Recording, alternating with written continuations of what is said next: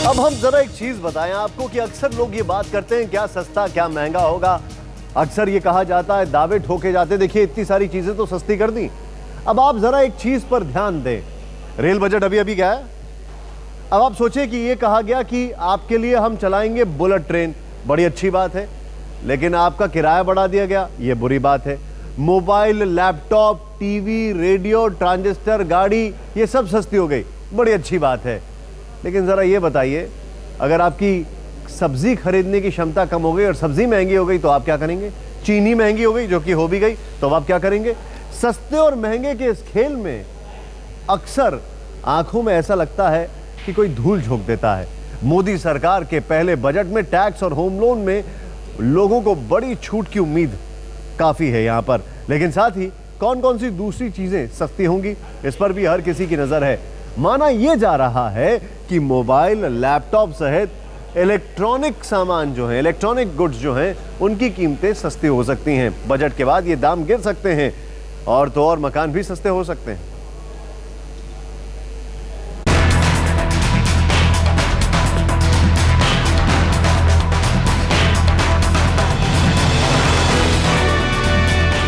अपना आशियाना होने के साथ साथ लोगों की यही ख्वाहिश होती है कि जिंदगी से जुड़ी चीजों को भी उस आशियाने में जगह मिले, चाहे वो रोजमर्रा की चीजें हों या फिर आराम और विलासिता की। मोदी सरकार के पहले बजट से यही उम्मीद देश के लोगों को है कि अपने बंगले के साथ साथ इन पर भी हो उनका हक। वित्त मंत्री अरुण जेटली जब संसद में बजट पेश करेंगे तो आम जनता को यही भरोसा है कि बजट के उनके पन्नों से सस्ती हुई चीजों के ही नाम निकलेंगे। उम्मीदों और अटकलों के बिना पर यही माना जा रहा है कि जेटली आयात शुल्क घटाने का ऐलान कर सकते हैं। अगर आयात शुल्क कम होता है तो हर किसी की जरूरत बन चुका मोबाइल और सस्ता होगा। लैपटॉप के दाम भी गिर सकते हैं। एलसीडी और म्यूजिक प्लेयर की कीमतें भी गोता लगा सकती हैं। सामान्य कामकाज के बिजली के घरेलू उपकरण जैसे फ्रिज, वॉशिंग मशीन, माइक्रोवेव के दाम भी घट सकते हैं।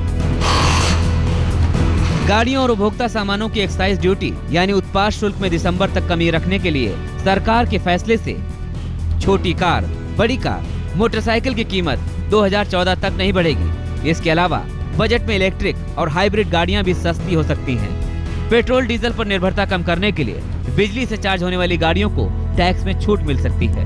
ट्रकों और बसों की बिक्री बढ़ाने के लिए कुछ अच्छे ऐलान किए जा सकते हैं। लोगों को भी आस है कि जेटली बजट के पिटारे से अच्छे दिन के लिए मुनादी कर सकते हैं। वित्त मंत्री Arun Jaitley real estate sector में विदेशी निवेश लाने के लिए भी बड़ा ऐलान कर सकते हैं। कंस्ट्रक्शन में सर्विस टैक्स यानी सेवा कर में भी बदलाव हो सकता है।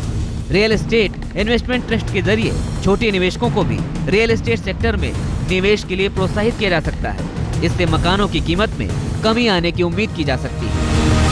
बजट वैसा हो जो हर मन को भाए। बेहतरी के लिए उम्मीदों की कोई सरहद नहीं होती, बस दारोमदार है वित्त मंत्री पर। चीजें सस्ती होने से कीमती जिंदगी भी सहज होकर चलती है। आज तक ब्यूरो।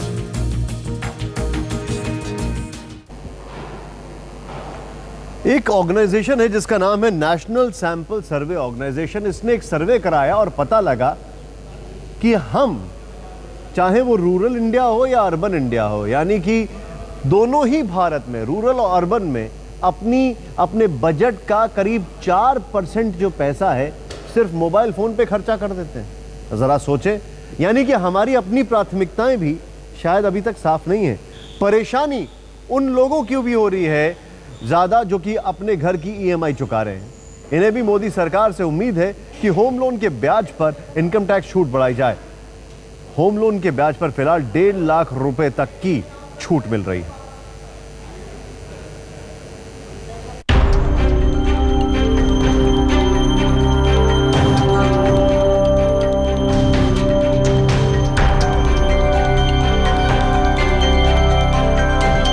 कौन नहीं चाहता कि उसका भी अपना एक घर हो? किसका सपना नहीं होता है कि उसका भी एक आशियाना हो, बेशक वो छोटा ही क्यों ना हो। किसका ये अरमान नहीं होता है कि वो अपने घर की चारदीवारी में रहे। कहते हैं कि सपनों की सीमा नहीं होती, लेकिन ये ख्वाब कुछ ऐसे हैं जिसे पूरा करने का दारोमदार अच्छे दिन लाने का दावा करने वाली मोदी सरकार पर है, जिसका जिक्र खुद प्रधानमंत्री ने भी कई बार किया है। आज मोदी सरकार का पहला आम बजट है और इस बजट से खासकर उन लोगों को बड़ी उम्मीदें हैं जिन्होंने नया घर खरीदने का सपना संजोया है या जो अपने मौजूदा घर की हर महीने EMI चुका रहे हैं। मोदी सरकार पर दबाव है कि वो कम से कम होम लोन पर ब्याज दर कम करे, लेकिन अर्थव्यवस्था के मौजूदा हालात में ये मुश्किल हो सकता है। लिहाजा मोदी सरकार के पहले बजट में होम लोन के इंटरेस्ट पर इनकम टैक्स छूट बढ़ाने की मांग बढ़ गई है। फिलहाल इनकम टैक्स में होम लोन इंटरेस्ट की छूट 1.5 लाख रुपए है। इसे बढ़ाकर 3 लाख रुपए करने की मांग की जा रही है। अगर होम लोन ब्याज पर छूट की सीमा 3 लाख कर दी जाए तो घर खरीदने वाले ग्राहकों और खरीद चुके लोगों को बड़ी राहत मिलेगी। हाउसिंग फॉर ऑल, अगर हिंदुस्तान में हाउस की समस्या दूर हो जाए बहुत बड़ी बात है। और उस समस्या को दूर करने में अगर हमारा इकोनॉमिक ग्रोथ भी होता है, अगर हमें टैक्सेशन पर तवज्जो देनी पड़ती है या हमें छोटा सा रोजगार। आर्थिक सर्वे में इशारा है कि मार्च 2015 तक ही महंगाई में कमी देखने को मिल सकती है और इस लिहाज से ब्याज दरों में बड़ी नरमी की संभावना कम ही दिखती है। हालांकि वित्त मंत्रालय के सूत्रों के मुताबिक खबर है कि कम से कम पहली बार मकान खरीदने के लिए लोन लेने वाले को इनकम टैक्स में होम लोन ब्याज की छूट मौजूदा 1.5 लाख रुपए से बढ़ाकर 2 लाख रुपए करने पर सहमति बन गई है। होम लोन चुकाने के लिए EMI देने के लिए मूल राशि यानी प्रिंसिपल का फायदा इनकम टैक्स के 80C छूट के दायरे में आता है। अगर 80C में मिलने वाली रियायत का दायरा बजट में बढ़ाया जाता है तो ज्यादा मूल राशि चुकाने वालों को फायदा मिल सकता है। कुल मिलाकर अपना घर का सपना पालने वालों की खुशियों की चाबी मोदी सरकार और उनके वित्त मंत्री पर है, जो ये तय करेंगे कि हर किसी को अपना घर देने का वादा आखिर वो कैसे पूरा करते हैं। आज तक ब्यूरो। कहीं सरकार ये ना सोचे कि लोग घर इसलिए खरीदते हैं जिससे कि पैसा बचे या इनकम टैक्स बचे। ना, लोग घर तब खरीदते हैं जब उनकी और जगह से पैसा बचता है तो उनको लगता है कि अब हम घर भी खरीद सकते हैं, लेकिन वो और जगह से क्या सरकार पैसा बचाने में मदद करेगी? आइए अब सीधे चलते हैं एसोचैम। वहां पर हमारे सहयोगी सईद अंसारी मौजूद हैं। आपसे जानना चाहेंगे सीधे सीधे, क्या है इंडस्ट्री की उम्मीदें?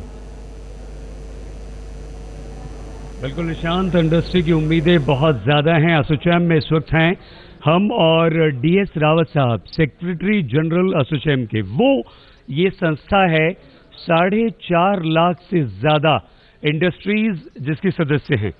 सरकार के सामने इस वक्त अगर रावत साहब सबसे बड़ी चुनौती है तो वो खर्च कैसे कम करें और आमदनी अपनी कैसे बढ़ाएं। ऐसे में इंडस्ट्री की क्या उम्मीदें हैं और ये कैसे पूरा हो सकता है? देखिए, इंडस्ट्री की जो सबसे बड़ी उम्मीद है कि वो जो देश के सामने 1,45,000 करोड़ रुपए के लाइव प्रोजेक्ट जो सामने पड़े हुए हैं उनको किस प्रकार से हकीकती जमीन पर उनको उतारा जाए और जिससे कि एम्प्लॉयमेंट को बढ़ावा जा सके, ग्रोथ लाया जा सके, एम्प्लॉयमेंट अपॉर्चुनिटीज को क्रिएट किया जा सके और इन्फ्लेशन को कंटेन किया जा सके। जैसे कि आपने बताया कि इस समय जो है वो सबसे बड़ी चुनौती इस सरकार के सामने जो है वो फिस्कल डेफिसिट को कंट्रोल करने की है। ये बड़ा सौभाग्य की बात है और पहले बार ये अवसर हुआ है कि जब 32 राज्यों में से केवल 3 राज्य ऐसे हैं कि जिनकी फिस्कल डेफिसिट केरला, वेस्ट बंगाल और पंजाब, जो कि इनके फिस्कल डेफिसिट जो है वो काबू में नहीं है। बाकी स्टेट जो है वो बहुत अच्छे तरीके से कर रहे हैं। लेकिन ये जो वित्तीय घाटा है इसे पूरा कैसे किया जो है? देखिए, इसको आप ग्रोथ को बढ़ाइए। ग्रोथ जैसे ही बढ़ेगा आपकी आमदनी जो है वो एक्साइज और दूसरे टैक्सेस के माध्यम से आपकी बढ़ेगी। B, अपने खर्चों को कंट्रोल करिए। C जो है वो आप जो सब्सिडी है उसको जो है फेज आउट करिए। कई ऐसे सेक्शंस हैं कि जिनको आप कंज्यूमर को सीधा सीधा इन फेजेज में उसको पास ऑन कर सकते हैं और आपको जो है वो फिस्कल डेफिसिट को काबू में लाना ही लाना होगा। लेकिन दूसरी तरफ जो है वो सरकार जो है कहती है कि हम एक ऐसा कोष बनाने जा रहे हैं कि जिससे महंगाई जब बढ़ेगी तो उसको प्रयोग में लाया जा सके, तो वो भी एक सीधा सीधा जो है वो सब्सिडी का एक माध्यम हो जाएगा। तो इस तरीके से एक हाथ से लेकर के दूसरे हाथ से देना। रावत साहब, फूड इन्फ्लेशन, आपने आम आदमी की, यहाँ पर गरीब आदमी की बात की है, एक आम हिंदुस्तानी की बात की है। तो जो खाने पीने की चीजें जो बढ़ती हैं, इंडस्ट्री 4.5 लाख अगर आपके मेंबर हैं तो जाहिर सी बात है उसमें फूड इंडस्ट्री से बहुत सारी इंडस्ट्रीज हैं, वहां राहत आम इंसान को कैसे मिले? देखिए, अगर आप केवल उन्हीं को आप सीमित ना करिए, अगर एग्रीकल्चर ग्रोथ होगा, अगर आप फूड इन्फ्लेशन को काबू में रखेंगे तो वहां से थोड़ा सा हमारा ये लगता है सिग्नल थोड़ा वीक हो गया। हम सईद अंसारी हमारे जो सहयोगी उनके पास वापस जाएंगे। सईद, ये आप फूड इन्फ्लेशन, जी करेंगे जिससे कि जी निशांत पूछिए। ये मैक्रो लेवल पे बहुत सारी बातें कर रहे हैं, ये बात कर रहे हैं फूड इन्फ्लेशन की, समझ में आता है। मैक्रो इकोनॉमिक्स से अगर थोड़ा हटें और सीधे सीधे सवाल पूछें कि इंडस्ट्री के लिहाज से कॉर्पोरेट टैक्स, दूसरा जो कि बहुत ज्यादा माइनस रखता है, दूसरा फैक्टर यह है कि इंडस्ट्री के लिहाज से भी एक इनइक्वालिटीज वाला फैक्टर बहुत दिखाई दे रहा है। उसको लेकर इनके पास क्या सुझाव है सरकार के लिए? हालांकि अभी सुझाव मायने नहीं रखता है, लेकिन फिर भी ये क्या कहना चाहते हैं? बिल्कुल, बहुत बहुत अच्छा आपका सवाल है रावत साहब। अगर हम इंडस्ट्रीज के लिहाज से यहाँ पर देखें तो कॉर्पोरेट टैक्स सबसे बड़ी बात, इसमें आप दूसरे गुड्स टैक्स भी मिला लीजिए, सर्विस टैक्स भी मिला लीजिए, और क्या कोई ऐसा सुझाव आपके पास है जो इंडस्ट्रीज को बढ़ावा देने के लिए, इंफ्रास्ट्रक्चरल डेवलपमेंट को मजबूत करने के लिए सरकार को करना होगा? वित्त मंत्री को कोई ऐसा ऐलान करना चाहिए? देखिए, एक तो जीएसटी को इमीडिएटली लागू कर देना चाहिए, दूसरा इन्वेस्टमेंट अलाउंस जो पहले एक समय में था जिससे कि जगह जगह पे इन्वेस्टमेंट आती थी और इन्वेस्टमेंट को प्रोत्साहित होता था, तीसरा ये कि जो एसईजेड बनाए थे उसमें एमएटी लगा दिया था, उसको हटा दिया जाए, मिनिमम ऑल्टरनेट टैक्स को जो है वो हटा दिया जाए, जिससे कि जो पुराना जो एसईजेड का जो पॉलिसी थी उसको रिटेन किया जा सके। आप देखेंगे कि एसईजेड के अंदर में जो जिस प्रकार से पहले प्रगति हुई थी उस तरीके से हो जाएगी, ये मुख्य चीज़ है। जहाँ तक इंफ्रास्ट्रक्चर का प्रश्न है, वो इंफ्रास्ट्रक्चर में जब तक एसईडी को हटाने से हो जाएगा, एसईजेड तरक्की करने लगेंगे। एसईजेड अगर एमएटी उनको जो पॉलिसीज को लेकिन एसईजेड तो बहुत कम है देश में, आपको नहीं लगता कि तादाद बढ़ानी चाहिए, फैलाना चाहिए? लोगों ने सरेंडर करने शुरू कर दिए, क्योंकि सरकार ने अपनी पॉलिसीज में तब्दीली करी और उसकी वजह से जो है वो ये एसईजेड के दायरे में रहने का उनको लाभ नहीं मिल रहा था, इसलिए लोगों ने उसको सरेंडर करना शुरू कर दिया। मैं समझता हूं कि अभी भी बहुत सारे लोग इच्छुक हैं और जो एसईजेड में हमारी कैपेसिटी बहुत कम है। बिल्कुल सर, इंडस्ट्री रावत साहब, इंडस्ट्री की तरफ देश का युवा बहुत उम्मीद की नजर से देखता है, रोजगार इंडस्ट्री उसे देती है, उद्योग धंधे हमारे देते हैं। कोई सुझाव वित्त मंत्री अरुण जेटली के लिए, नरेंद्र मोदी के लिए आपके पास? देखिए, मैं दो सुझाव देना चाहता हूं कि जिनकी आवाज़ जो है वो सरकार और सरकार के जो बड़े आदमी हैं उन तक नहीं पहुंच पाती है। एक एग्रीकल्चर सेक्टर और दूसरा जो है स्मॉल एंड मीडियम एंटरप्राइजेस की तरफ जो है वो कोई भी सरकार पूरी तरीके से ध्यान नहीं देती है। और अगर देश के अंदर में 70% लोग जो अगर निर्भर हैं तो इन्हीं दो चीज़ों के ऊपर में निर्भर है। मैं समझता हूँ यानी कि अलग अलग टैक्स स्ट्रक्चर की यहां पर बात हो रही है। आपको कुछ आंकड़े बताना चाहेंगे, सुनकर आपको हैरानी होगी। कॉर्पोरेट टैक्स जो था उसकी बढ़ोतरी हुई तकरीबन 24% के आसपास, और पर्सनल इनकम टैक्स की अगर बात की जाए तो सिर्फ 15%। इस पर बातचीत करेंगे। हमारे साथ विनोद जैन जी जुड़ चुके हैं, चार्टर्ड अकाउंटेंट हैं, एक्सपर्ट हैं हमारे साथ, उनसे हम बातचीत करेंगे। स्वागत है आपका विनोद जी। लेकिन टैक्स स्ट्रक्चर में लोगों को मदद हो, लोगों को फायदा हो, या टैक्स स्ट्रक्चर कैसे वाइड किया जाए जिससे हर कोई टैक्स दे, क्योंकि बहुत कम लोग टैक्स भी देते हैं, ये भी एक बहुत बड़ा सवाल है। और अपने दर्शकों को बता दें कि जो बजट की कॉपीज हैं वो संसद में पहुंच चुकी हैं। खुद थोड़ी देर पहले हमने आपको तस्वीरें दिखाई थी, वित्त मंत्री किस तरीके से वित्त मंत्रालय से निकलते हैं, राष्ट्रपति से मिलने जाते हैं। बस अब से कुछ देर के बाद बजट आएगा सबके सामने। सीधे चलते हैं रीमा के पास, वो बता रही है हमारे पास कुछ जानकारी लेकर आ रही है संसद से।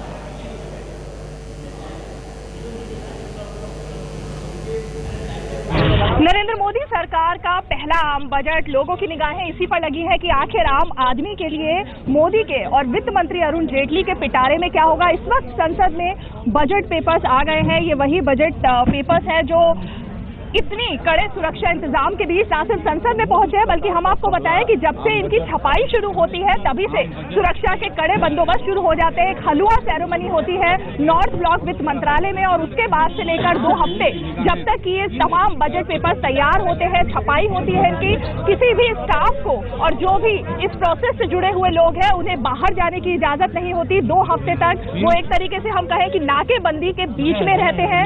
वित्त मंत्री उसकी शुरुआत करते हैं और उसके बाद से तमाम सुरक्षा के बीच ये बजट पेपर तैयार होते हैं। और इस वक्त भी यहाँ पर संसद में आप खुद देख सकते हैं कि कितनी सुरक्षा के कड़े बंदोबस्त है, और सुरक्षा के बीच पूरी चेकिंग की जा रही है। चेकिंग के साथ जो भी कर्मचारी इन्हें अंदर लेकर जाएंगे, जब तक कि वित्त मंत्री इन पेपर्स को टेबल नहीं कर देते हैं और ये आम जनता के सामने आने के लिए तैयार नहीं हो जाते हैं, तब तक इसी तरह के सुरक्षा इंतजाम करते हैं। लेकिन अब देखने वाली बात यही है कि आखिर आम आदमी के लिए क्या है, महंगाई के लिए इन बजट पेपर्स में क्या है, आज के बजट में क्या है, क्योंकि महंगाई रोकना वित्त मंत्री खुद कह चुके हैं कि उनके लिए सबसे बड़ी चुनौती है। और क्या सब्सिडी खत्म होगी या फिर की जनता पर टैक्स की मार पड़ेगी, इसको जानने के लिए अभी कुछ देर और इंतजार करना होगा। कैमरा पर्सन आलोक भट्टागर के साथ रीमा पराशर, दिल्ली आज तक। हमने आपको ये बता दिया कि लोगों को क्या उम्मीदें हैं, हमने आपको ये बता दिया कि क्या क्या अभी तक ऐसी खबरें आ रही हैं, लेकिन अब सीधे चलते हैं लॉजिकली अगर बात की जाए तो क्या हो सकता है। सबसे पहले विनोद जैन जी संक्षिप्त में बताइए क्या हो सकता है, क्या लगता है आपको? देखिए, सबसे ज़्यादा जो जेटली जी से उम्मीदें हैं कि वो बजट को, इनकम टैक्स एक्ट को ऐसा करेंगे कि आम आदमी को चुभे नहीं।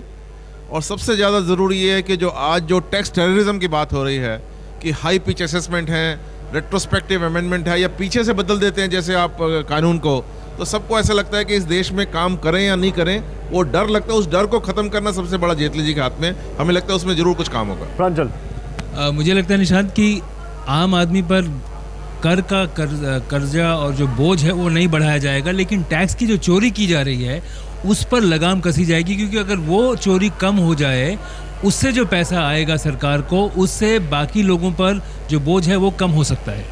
अबे जी देखिए, वायदा और कार्रवाई के बीच में जो गैप है, जो अंतराल है, वो रेल बजट में भी दिखाई पड़ा है, बड़े पैमाने पर दिखाई पड़ा है। आपके इरादे कुछ भी हों, लेकिन दिखाई पड़ना चाहिए कि आपका जो क्लियर रोड मैप, मतलब आपका वो साफ साफ रास्ता आप कौन सा दिखा रहे हैं, इस पे आप चलेंगे, ये इस बजट में दिखाई पड़ना चाहिए। वरना यही होगा, ऐसा कि एक टिप्पणीकार ने कहा है कि भारतीय जनता पार्टी की नीतियां कांग्रेस की नीतियों जैसे ही लग रही हैं, बस केवल वो सैफरॉन लिपस्टिक लगा लेते हैं उसके ऊपर।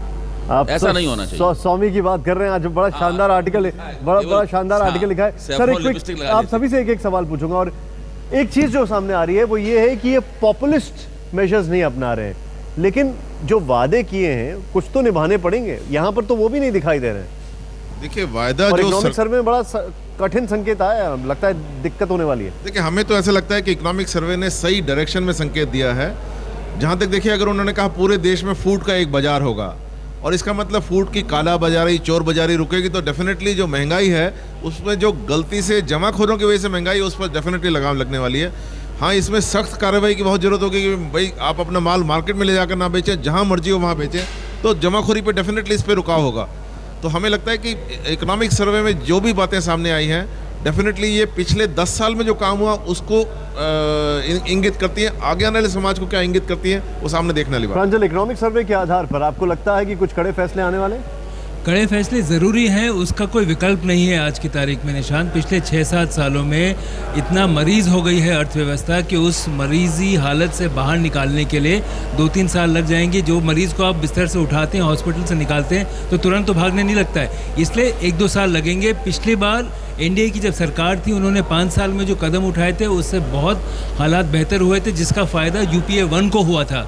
लेकिन यूपीए 2 ने जो नुकसान किया, उसका खमियाजा अब हम भुगतेंगे, और उसको ठीक करने में 1-2 साल जरूर लगेंगे। आईसीयू से रिहैबिलिटेशन सेंटर में लेके जाने में कितना वक्त लग जाएगा? देखिए, उसके लिए चाहिए राजनीतिक इच्छा शक्ति। आप कानून बदल सकते हैं, जैसा कि अभी कहा कि रेट्रोस्पेक्टिव टैक्स हटना चाहिए, और आप fiscal and budget management act को और ज़्यादा मजबूत कर सकते हैं। लेकिन इसके लिए इस राजनीतिक इच्छा शक्ति की ज़रूरत होती है, वो उसका, या एक नेशनल फूड मार्केट बनना चाहिए। लेकिन राजनीतिक इच्छा शक्ति के बिना आप बना भी देंगे, उसके बिना जमीन पर उसके असर नहीं दिखाई पड़ेंगे। लेकिन राजनीतिक इच्छा शक्ति में जो पहली जरूरत होती है वो तो पूरी हो गई है, वो है आपके साइड में राजनीतिक आंकड़े, वो आपके पास पूरे दिखाई दे रहे हैं। अब इच्छा शक्ति भी दिखाई देगी तो शायद बेहतर होगा। हमारी ये खास कवरेज जो है वो जारी रहेगी। बजट वही जो अच्छे दिन लाए, बस बजट आने वाला है, अच्छे दिन आ रहे हैं कि नहीं, इस पर हमारी बातचीत जारी रहेगी।